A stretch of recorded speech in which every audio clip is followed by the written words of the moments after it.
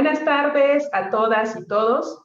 ¿Cómo están? Espero que estén procurando su bienestar emocional y físico, especialmente en estos momentos.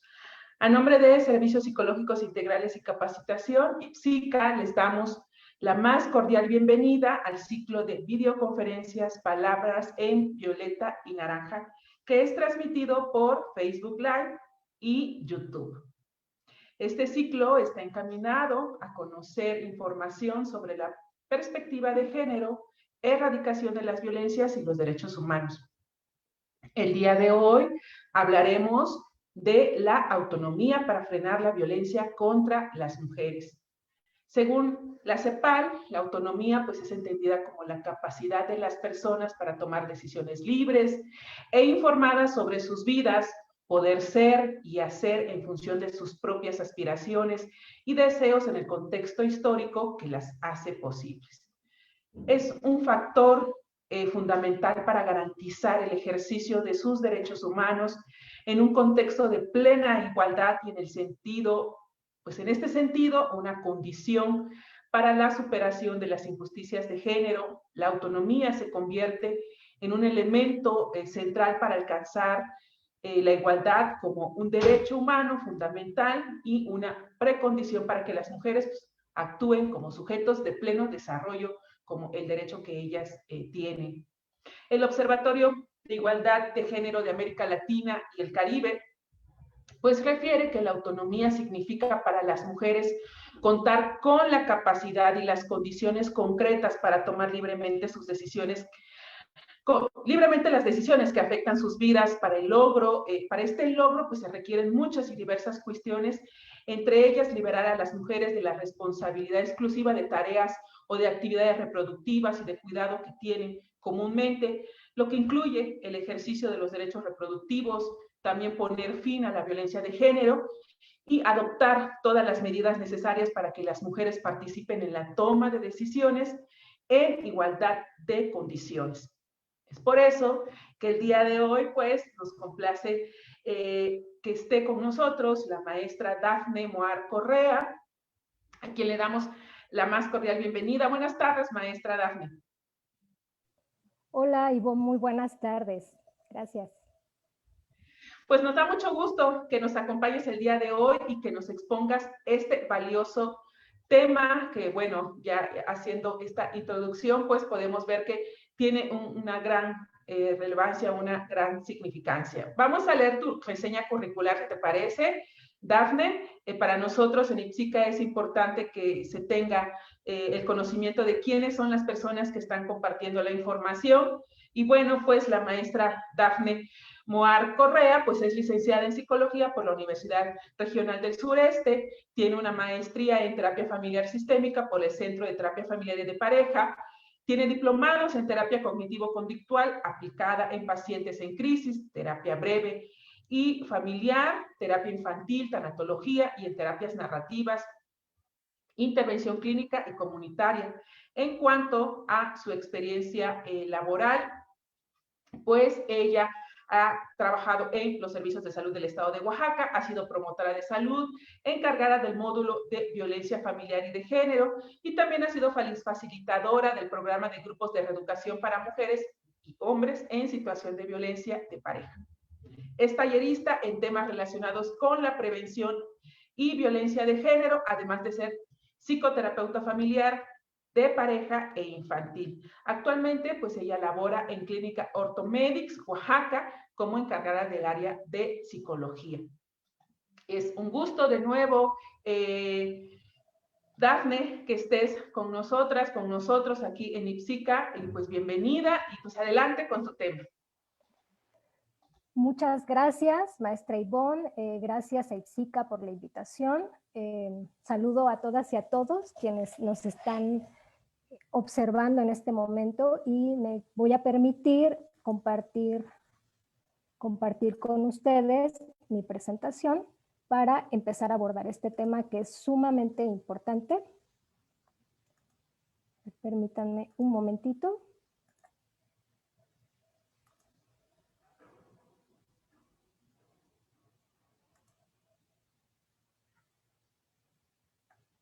Muy bien. Pues gracias nuevamente por la invitación, maestra Ivonne, y considero sumamente importante para hablar de autonomía en las mujeres que tomemos en cuenta que el hacernos visibles en espacios públicos, como en este espacio de diálogos con otras mujeres, nos permite ser de alguna manera portavoz de muchas cosas que siguen sucediendo en referencia a la violencia contra nosotras las mujeres. Y también considerar que esta parte de seguir naturalizando el abuso, el sometimiento y el control contra las mujeres es una realidad que sigue pasando. Es cierto que estamos avanzando, pero a pasos lentos, porque aún siguen habiendo muchas situaciones que naturalizan la violencia en contra de la mujer. Además, que estos espacios permiten ser modelos valiosos para otras mujeres, ser como una parte de guía y de podernos entender entre otras mujeres sobre la situación que está sucediendo, y nos permite esa alianza y esa hermandad conocida como sororidad. Para mí es muy importante el poder conversar hoy con ustedes y hablar también que esta realidad vista desde una perspectiva de género, pues nos lleva a seguir viendo que como mujeres se nos han impuesto muchísimas expectativas. ¿Qué quiero decir? Que dentro del rol que se espera de ser mujer, pues se nos exigen muchas cosas, como el ser buenas esposas, el ser buenas hijas, el ser una buena mujer, y que eso de alguna manera nos sobrecarga en gran medida de responsabilidades y de mandatos que siguen siendo vistos como normales.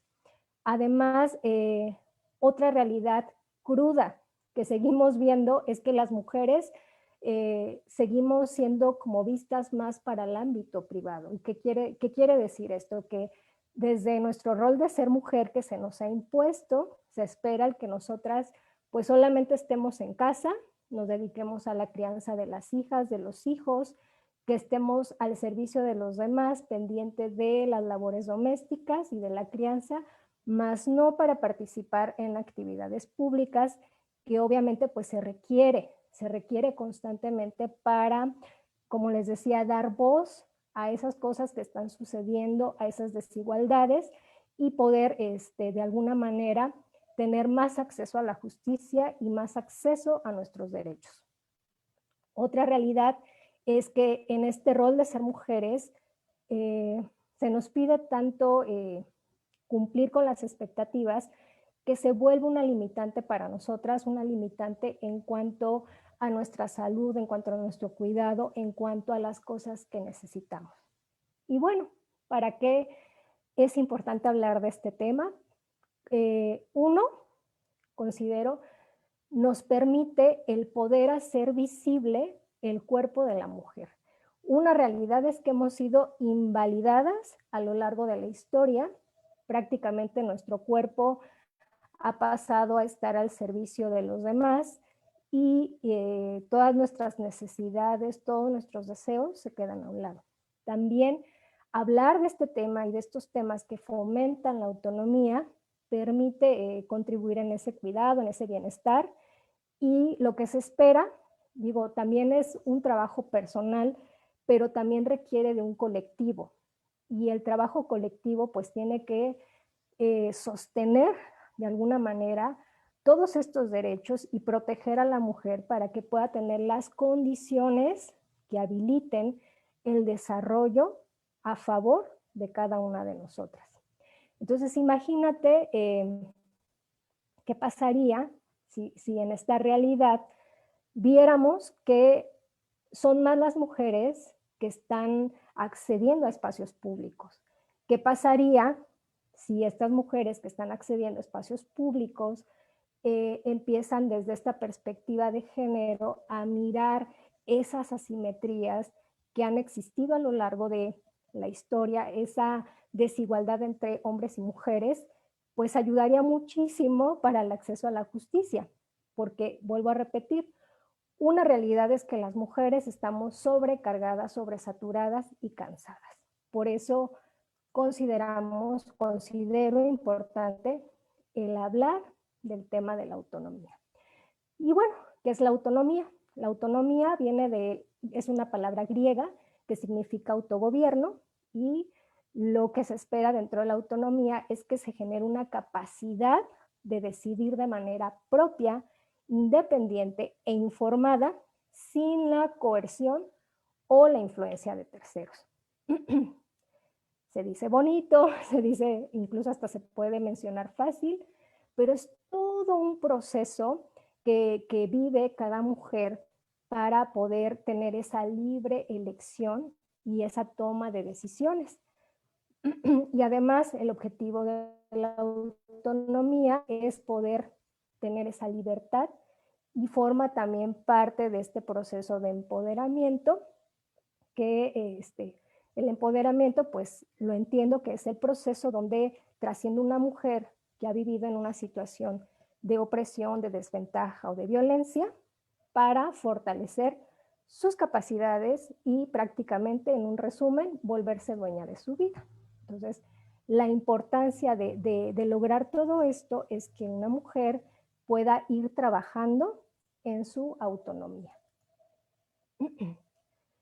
Como lo decía hace un momento la maestra Ivonne, la CEPAL, que es parte de la Comisión Económica para América Latina, explica que existen 3 tipos de autonomía y que son importantes correlacionarlas, y son importantes que se trabajen en conjunto. Menciona que es la autonomía física, la autonomía en cuanto a toma de decisiones y la autonomía económica. Bien, quisiera empezar con la autonomía física, y bueno, esto quiero mencionar tiene que ver con visibilizar nuestro cuerpo. ¿Por qué es importante hablar del cuerpo de la mujer? Porque, vuelvo a repetir, desde esta cuestión de género, desde estos estereotipos de género, pues hemos aprendido las mujeres a invalidarnos y a prácticamente estar al servicio y a disposición de los demás.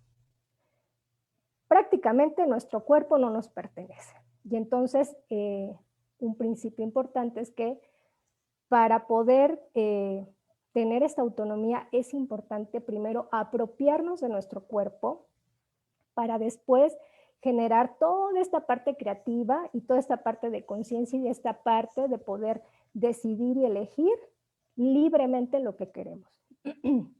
Por eso es muy importante no pasar por largo el tema del cuerpo, de la apropiación del cuerpo, como también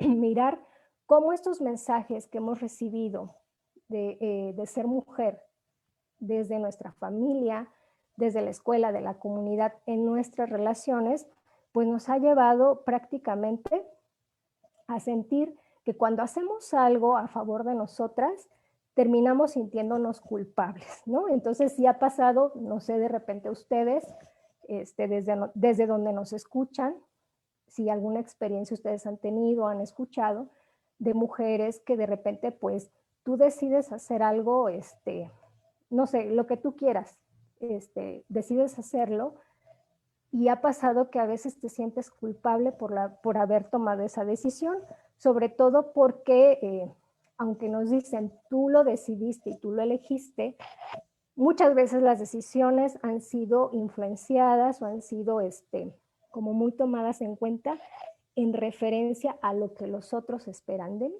Y entonces, un ejemplo, una mujer le ofrecen trabajar o ascender de puesto.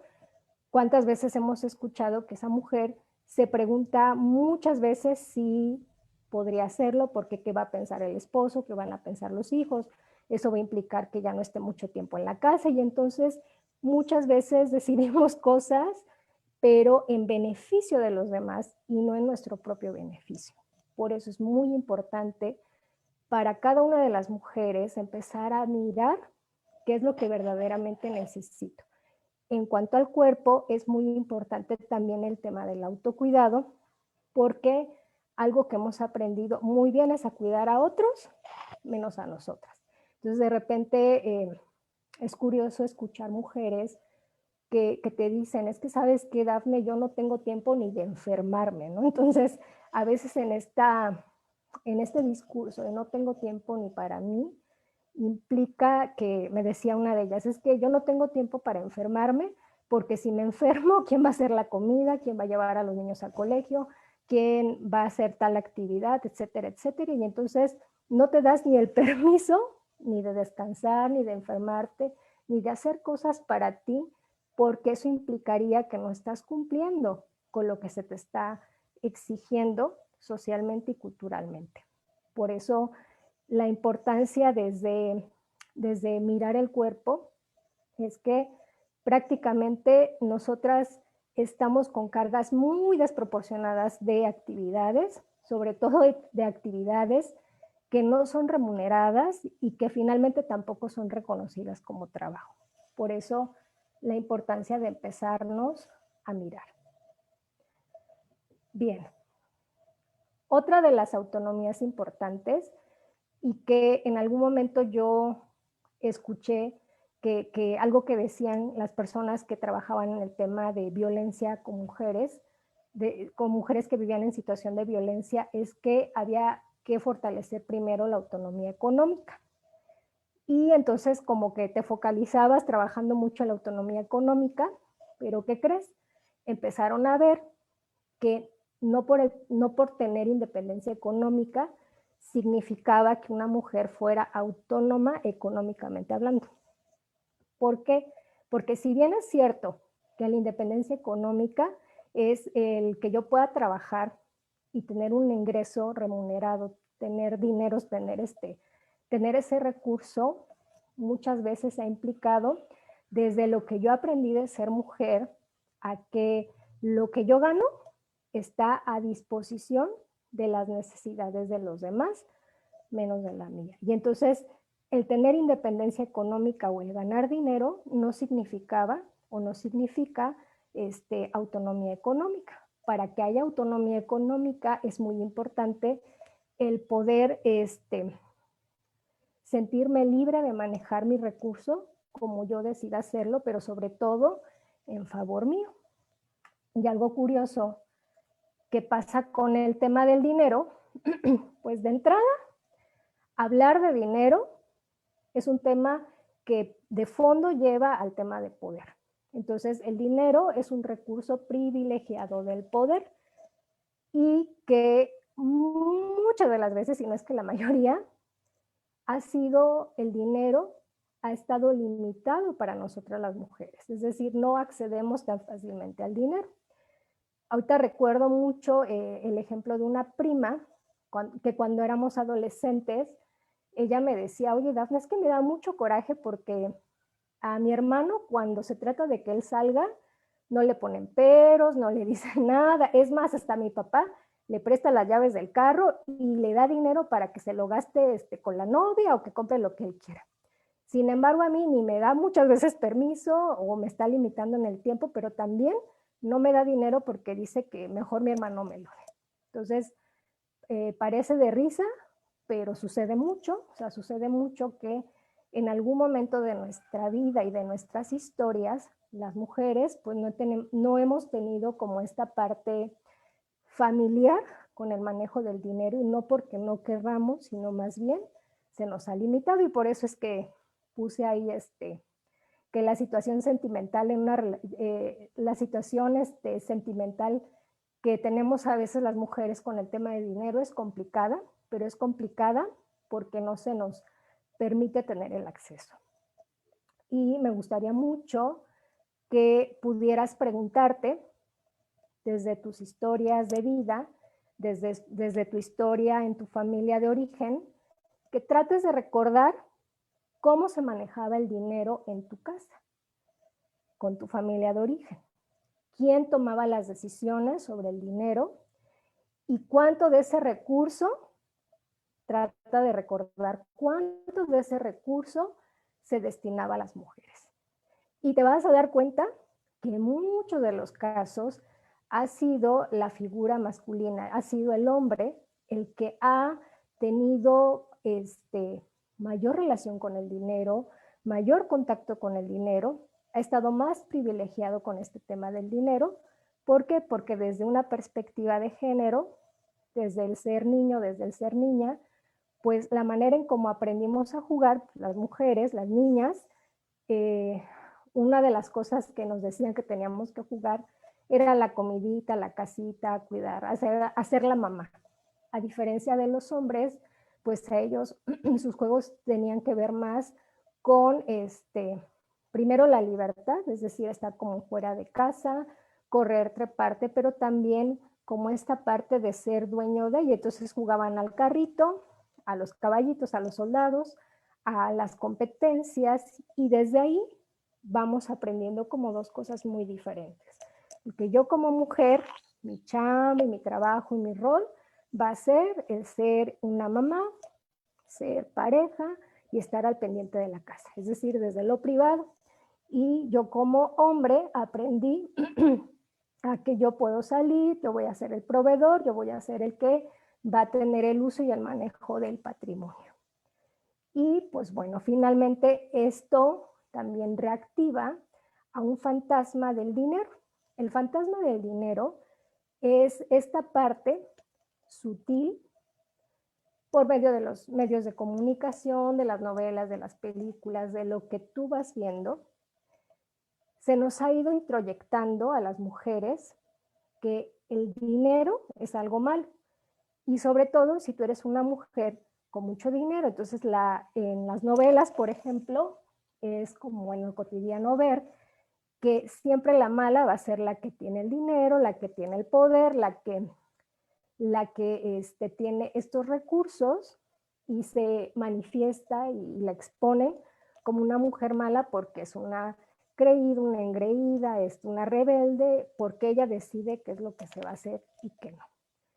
A diferencia de este otro mensaje donde, por ejemplo, los cuentos de Disney, pues sucedía mucho que la mujer que se vivía vulnerable, que era pobre, que estaba abnegada, pues es una mujer buena que finalmente va a tener su recompensa y la va a rescatar el príncipe azul y la va a sacar de la situación en la que está.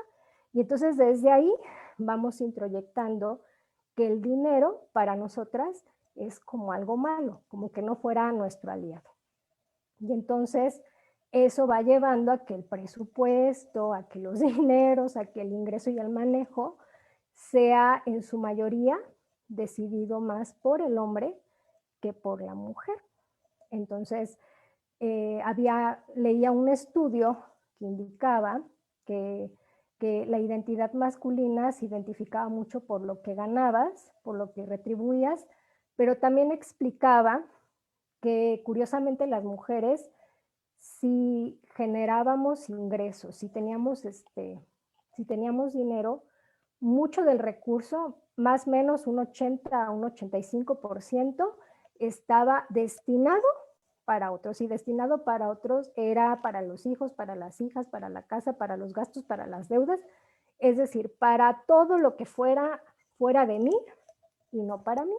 Y entonces lo que restaba, el 15, 20%, era ocupado para nosotras, pero ¿qué crees? Eso es ocupado para los pasajes, para el camión, para lo que tú necesitas dentro de tu horario laboral. Muy distinto a la manera en cómo el hombre ha aprendido a relacionarse con el dinero. En el caso del hombre, él sí destina una cantidad para sus gastos personales, para lo que él requiera, porque él está más familiarizado con esta parte de hacer lo que él desee.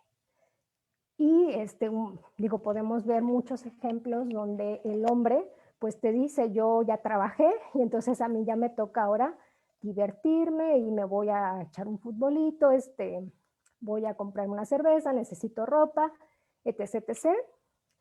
Y a diferencia de nosotras las mujeres, que si en algún momento lo hemos hecho, qué tan bien o qué tan mal me he sentido por gastar dinero en mí.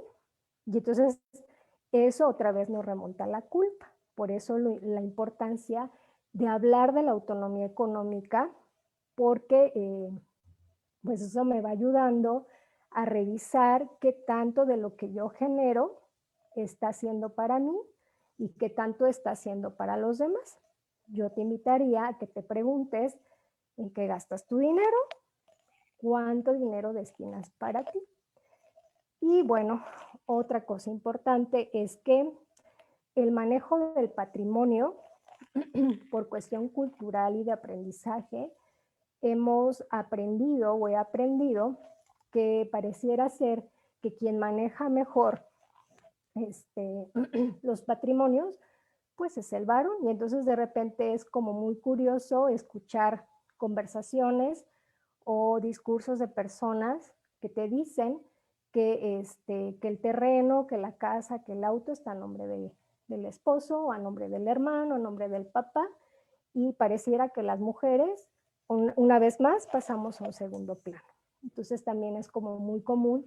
Bueno, a mí me ha tocado de repente escuchar conversaciones dentro de terapia que a veces por el hecho de ser mujer no te permiten tener acceso a ese patrimonio. Y entonces si hay herencia, pues sabes qué, Dafne, a mí no me toca, porque mi papá dice que como yo me voy a casar, mi marido me va a mantener y mejor ese dinero es para o el patrimonio es para mi hermano, ¿no?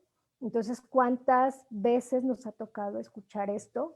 Que de repente te van quitando cosas y no estás como en igualdad de oportunidades por el solo hecho de ser mujer. Y entonces, con esto quisiera que empezaras a mirar qué tanto de esto está pasando y te ha pasado a lo largo de tu vida. Y bueno, otra de las cosas importantes para la autonomía en las mujeres, como un tercer punto, es la toma de decisiones. Y la toma de decisiones nos habla de esta parte de decidir a partir de lo que verdaderamente quiero, de una forma libre y obviamente sin culpas.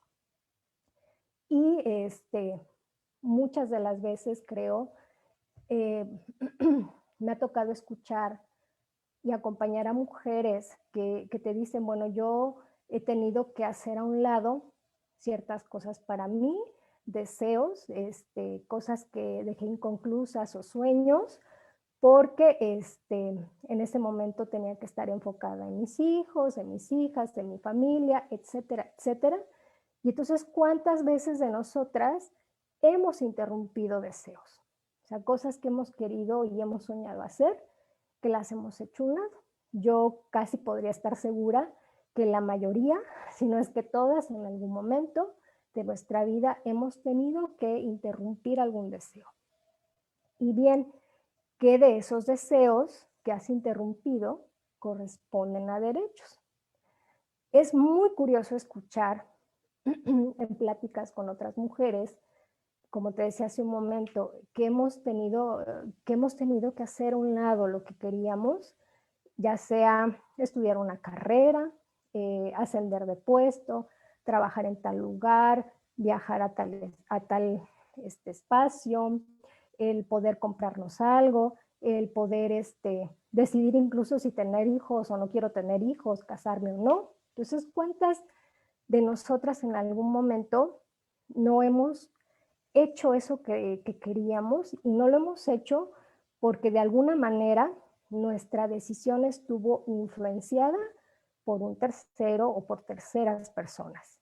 Pero también, si lo empezamos a mirar de una forma más a profundidad, podemos darnos cuenta que muchos de esos deseos que crecen tienen que ver con derechos. Y la realidad es que los derechos es lo que menos se nos ha enseñado en los diferentes sistemas, en la casa, en la familia, en las escuelas, en las instituciones.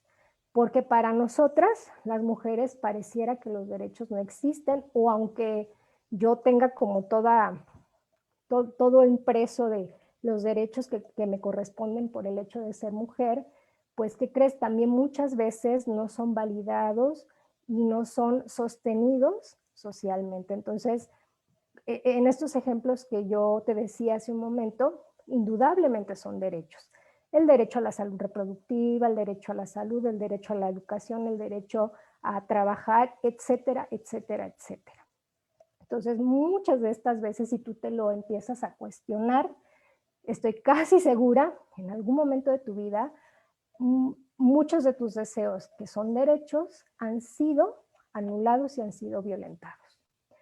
Y bien, Clara Coria menciona, la psicóloga Clara Coria menciona que cuando hay una toma de decisión, muchas veces en el tema relacional se generan ciertas discrepancias o diferencias. Y entonces ella explica muy brevemente que hay 3 maneras de resolver esas diferencias.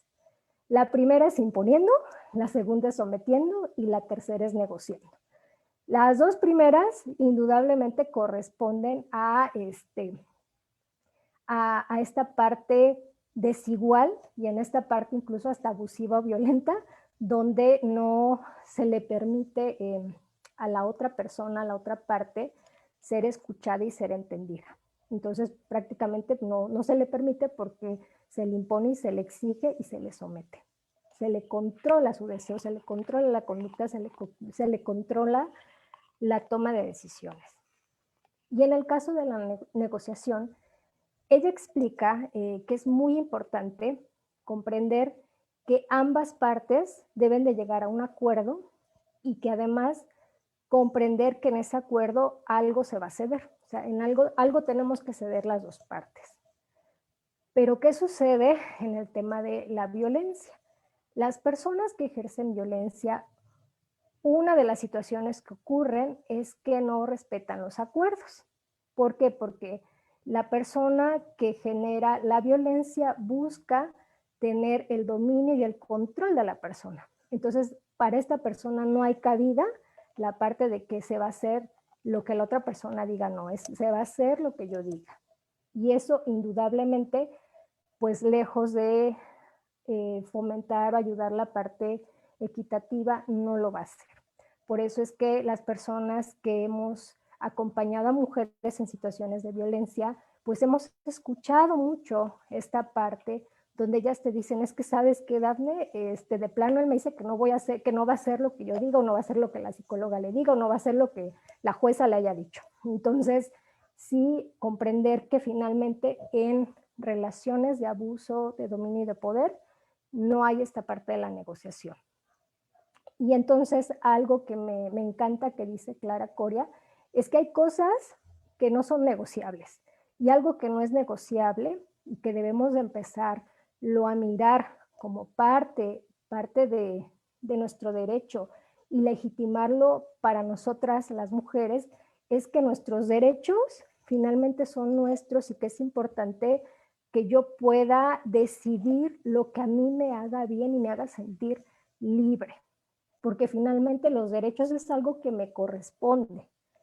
Es cierto, hace falta todavía hacer muchas cosas en tema de derechos y que justo el que otras mujeres puedan conversar de estos temas es permitir que estas mujeres y que vayamos accediendo a esta parte pública, el que se nos permita desde nuestra mirada de ser mujeres, ver como todas estas desigualdades para que los derechos puedan ser realmente derechos para nosotras las mujeres, porque muchas veces, y la mayoría de los casos, todas las normas y las leyes han sido, en su mayoría, determinadas y dictadas por hombres. Entonces, ¿por qué sucede todo esto? ¿Por qué pasa que cuesta mucho trabajo el generar esa autonomía, el desarrollar esa autonomía en nosotras las mujeres? Primero, porque la autonomía no está legitimada de manera interna. ¿Qué quiere decir? Que nosotras fuimos aprendiendo a no ser escuchadas, a no ser visibilizadas, y entonces pareciera que no nos corresponde y pareciera que no, no es algo que yo mereciera porque aprendí a anteponer a los demás encima de mí. Otra cosa que sucede que lleva a que la autonomía de la mujer no se potencie y sigue pasando es que querramos o no, el privilegio masculino, el privilegio lo tienen los hombres y que además ha sido un privilegio que ahí sí se ve como legal, es decir, que ahí sí le corresponde al hombre, ¿no?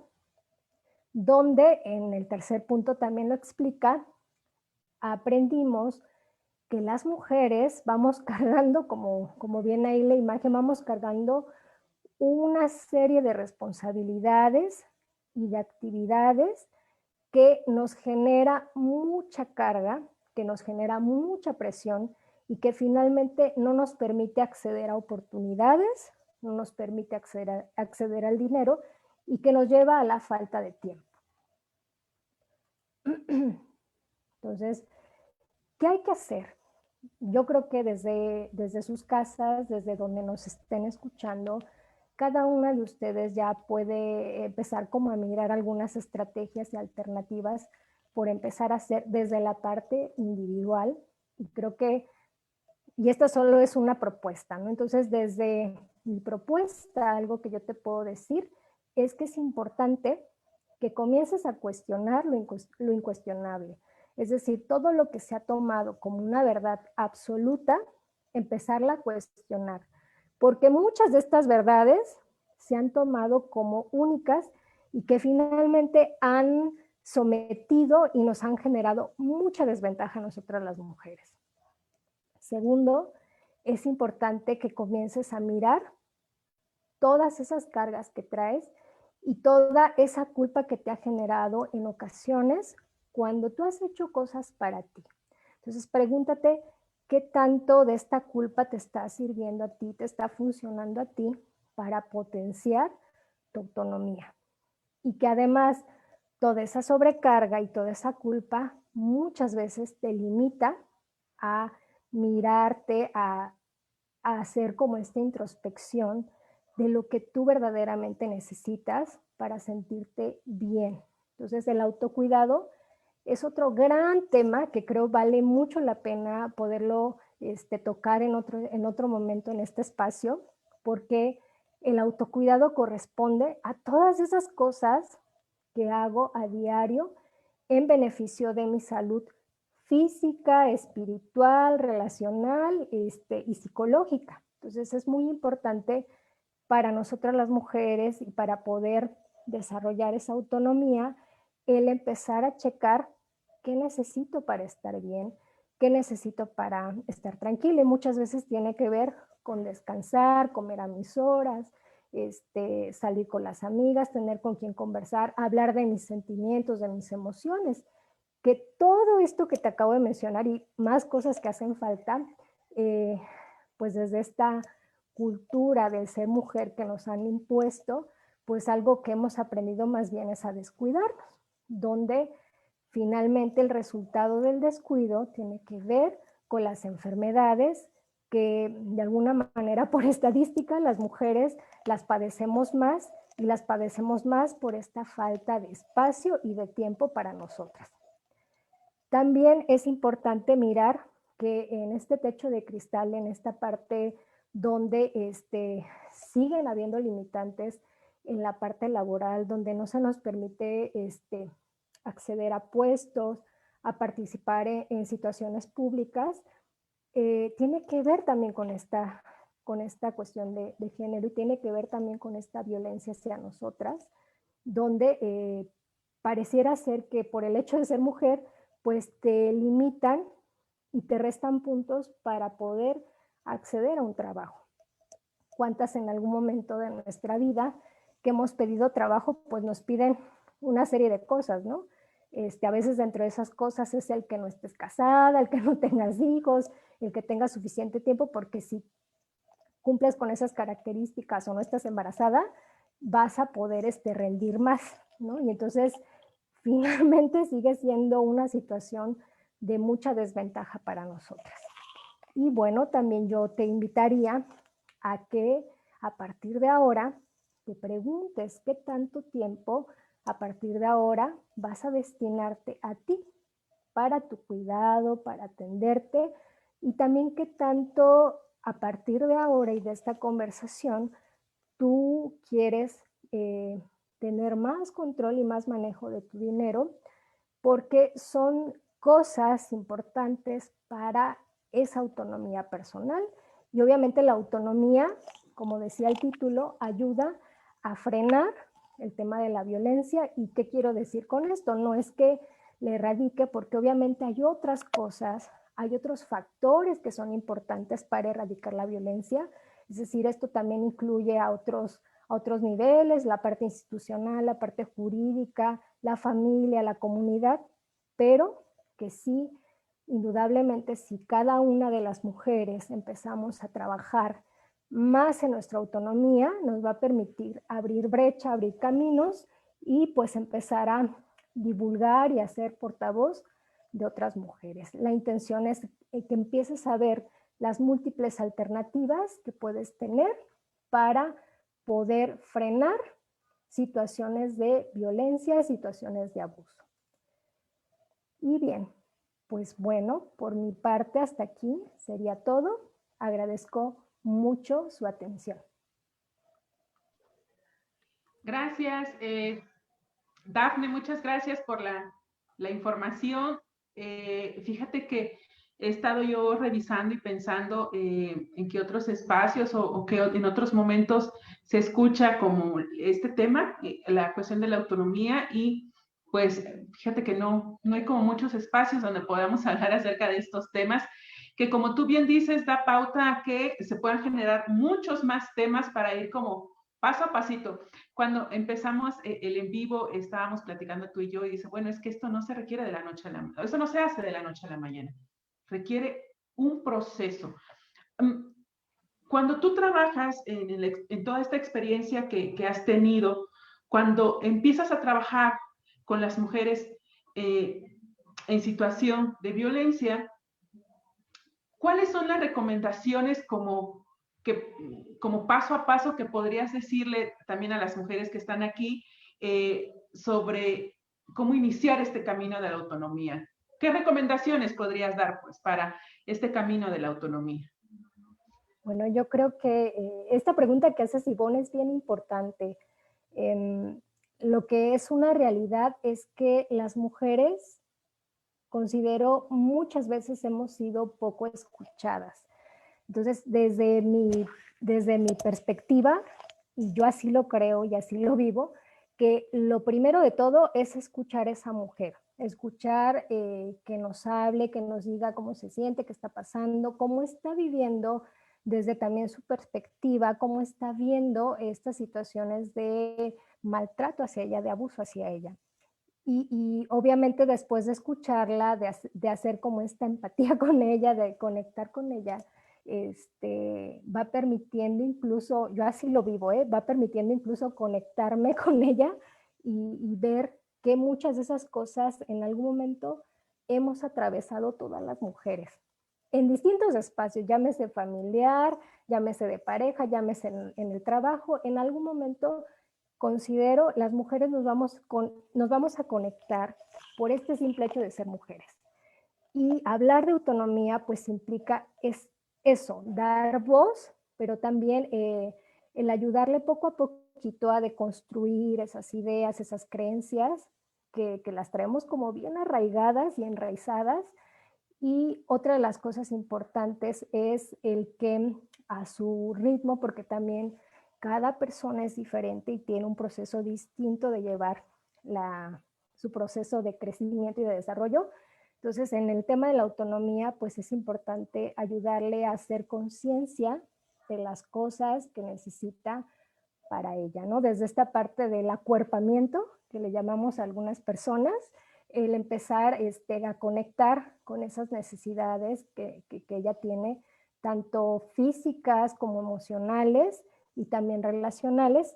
Y pues obviamente es muy importante hablar de la violencia como es, como tal, con todas sus palabras, explicar qué es y de qué manera se manifiestan.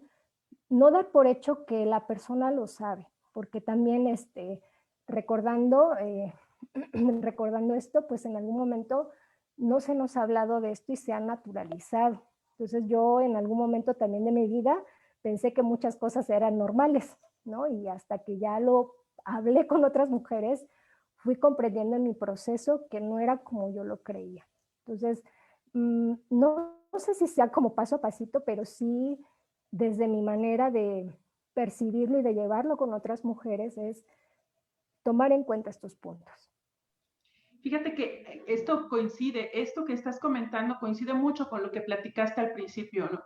Cómo nosotras como mujeres el entorno social nos ha enseñado roles y estereotipos, ¿no? Y entonces, estos roles de que tengo que ser madre, o si no, debo de ser maternal, debo de estar, ¿no? Cuidando a las demás personas, proveyendo, ¿no? Dándole a las demás personas, y como tú decías un ratito, ¿no? ¿Y dónde está esta cuestión reflexiva de, y para mí, y yo qué, ¿no? ¿Cómo ejerzo esta cuestión del autocuidado? ¿Qué ocurre en mí, ¿no? Fijarme, mirar, ¿no? Mirarme al espejo, ¿no? Tanto física como internamente, también hacer como esta mirada. Repercute mucho estos roles y estereotipos que hemos aprendido durante muchos años, ¿no? Que nos impusieron de que así teníamos que ser, así debíamos, ¿no? De ser, y que aporta mucho esta cuestión de, pues, no visualizarnos como mujeres autónomas. De no vivirlo como parte nuestro, pues, ¿no? Nuestra, perdón, y de no hacerlo legítimo. Entonces yo creo que a medida que lo vamos viviendo de manera personal, lo vamos haciendo legítimo tanto para nosotras como para otras mujeres. Sí, eso también, Dafne, qué interesante, sí, claro, si me ven a mí como una mujer autónoma, ¿no? Que toma sus decisiones, pues somos también guía para otras mujeres, y se aprende y se va generando esto que se llama sororidad, que bueno, hemos escuchado durante muchísimo tiempo. Qué importante reflexión, fíjate. Bueno, te voy a leer algunos comentarios, como te comenté, estamos en vivo en Facebook. Muchas gracias a quien nos está viendo en este momento. Y bueno, aquí Atsin dice, muy preparada, psicóloga Dafne, gran experiencia en el tema. Y Enobi Bruno refiere, ¿qué fuentes me recomienda para seguir más sobre el tema? ¿Qué fuentes bibliográficas? Así es, sí, así es. Híjole, hay muchas, y creo que ahorita una de las que se me puede ocurrir, por ejemplo, Marcela Lagarde tiene mucho material, lo pueden buscar incluso en Google. También desde estas masculinidades es un hombre el que escribe, ¿verdad? Entonces, Roberto Garda es otra persona que considero muy preparada en el tema de las masculinidades, en la deconstrucción de estas ideas. Y en el tema de violencia, ahorita que se me ocurre, perdón, se me fue, pero sí, básicamente creo importante para poder comprender este tema. Primero es la sensibilización, es decir, realmente creer y darle sentido a esto que las mujeres estamos pidiendo, y ver lo que no es una lucha de poder, no es una competencia de a ver quién puede más, sino más bien la intención es poder hacer visible esas necesidades que hemos tenido a lo largo del tiempo. Ahorita no, perdón, se me bloqueó la mente, pero sí, si gustas, puedo compartirte la bibliografía, y agradezco mucho. Y bueno, tú comentaste al principio, hablabas de la CEPAL hace como todo refiere, ¿no? Hay un apartado que habla acerca de las autonomías, y habla acerca de este tipo de autonomías que tú tan certeramente nos mencionaste, que creo que también es muy importante que las mujeres empiecen a leer, informarse. Yo creo mucho en la parte de que la información es importante para también ir reflexionando. Y tú nos hablaste acerca de la autonomía física, ¿no? Que tiene que ver con esta cuestión del uso de nuestros cuerpos, ¿no? Y que repercute en la salud, como tú lo comentabas, ¿no? Y repercute en nuestros derechos sexuales y reproductivos también, como a veces ni siquiera tenemos la oportunidad de tener ese tipo de acceso. También estaba la económica, que fíjate que me llamó mucho la atención que mencionaras a Clara Coria, porque justo Clara Coria habla acerca de estas cuestiones de las negociaciones, como tú lo mencionas, de la cuestión del dinero, ¿no? Del sexo que está determinando el dinero, que como tú bien lo dijiste, ¿no? Los hombres son educados para hacer uso del dinero. Nosotras las mujeres somos educadas para recibir el dinero, ¿no? Aunque en un determinado momento, como en estas tareas reproductivas, pues se dice que somos como administradoras del dinero. Pero como bien lo dices, de verdad me resonó mucho esta parte de no nos enseñan a manejar el dinero, ¿no? A saber cómo el dinero puede ser ocupado para bienestar de nosotros. Sí, Y efectivamente. ahí me acuerdo mucho de mamás de mis mamás, de mis amigas, mejor dicho, de las que ya son mamás ahorita, que decían, híjole, yo gano mi dinerito, pero ese dinero es para mis hijos, para mis hijas, para darles de vestir, y a mí me resonaba mucho porque decía, bueno, ¿y cuándo ellas van a ocuparlo para comprarse algo, no? Entonces, habían unas que decían, pues cuando mis hijos ya terminen, hijas terminen la universidad, ¿no? O sus estudios, ya podré comprar mis cosas.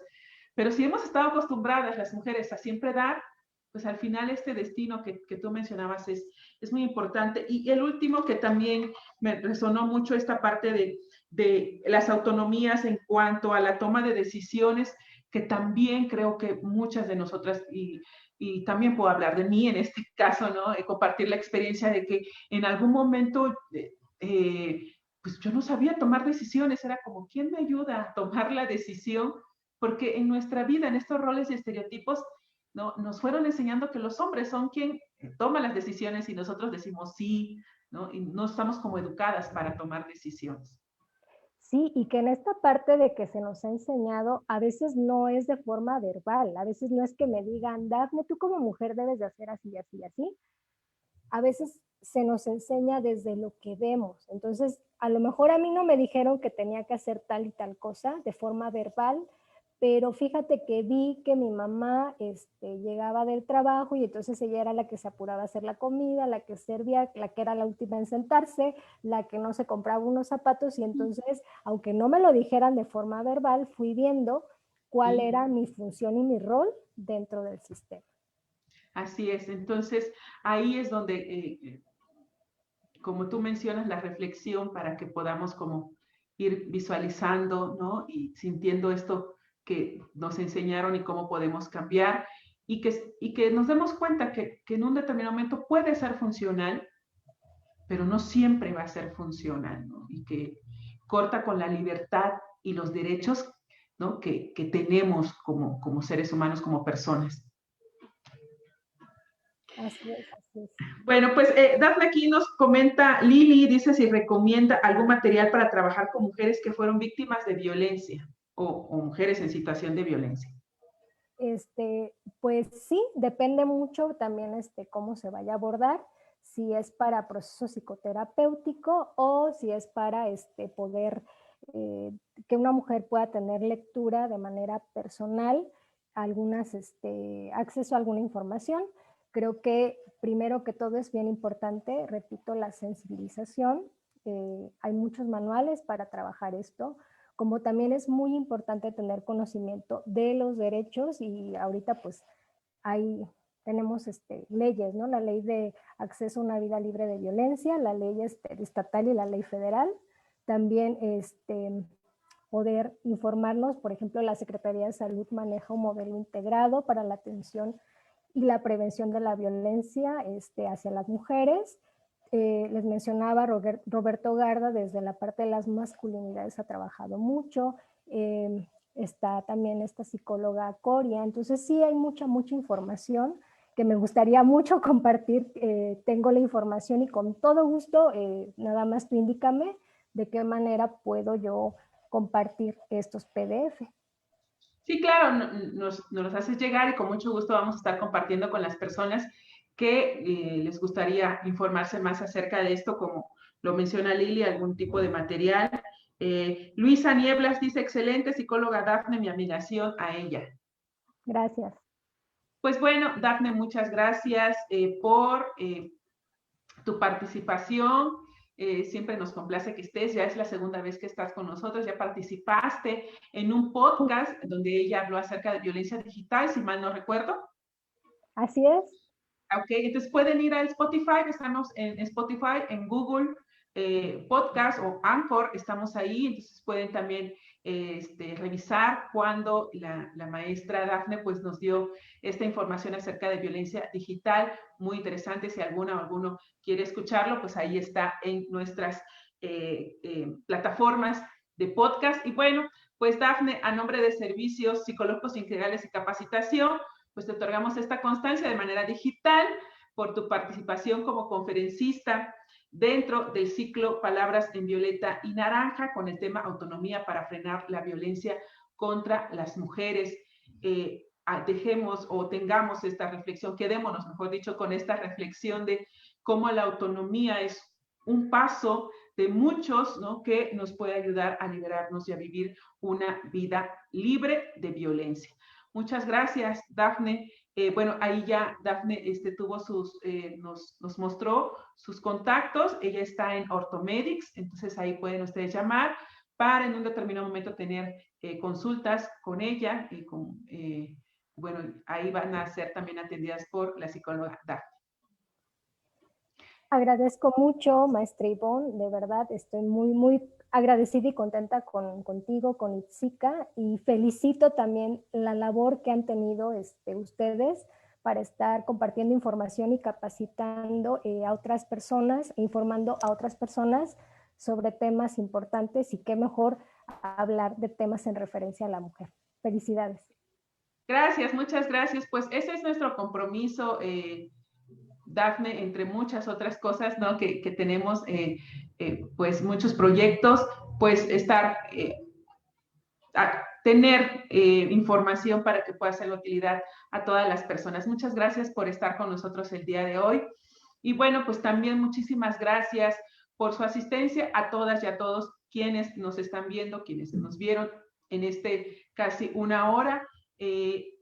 Gracias por estar, estén al pendiente de nuestras redes sociales en donde estamos activamente generando información y proyectos también, y alguno de estos proyectos pues es que estamos próximos para iniciar el curso EGEL Ceneval Psicología para quienes se van a titular por esta modalidad de Ceneval. Pues aquí hay una capacitación, hay maestros y maestras que están muy capacitadas y dispuestas a darles una orientación. También este fin de semana vamos a la maestra Rosario, la tanatóloga Rosario López va a estar impartiendo una masterclass en psicología paliativa. Si a alguno le interesa uno de estos proyectos, pues pónganse en contacto. Pues muchas gracias de nuevo, Dafne, y muchas gracias a todas y a todos. Mi nombre es Ivonne Santos Chiñas. Buenas tardes. Gracias, hasta luego, bonita tarde. Hasta luego.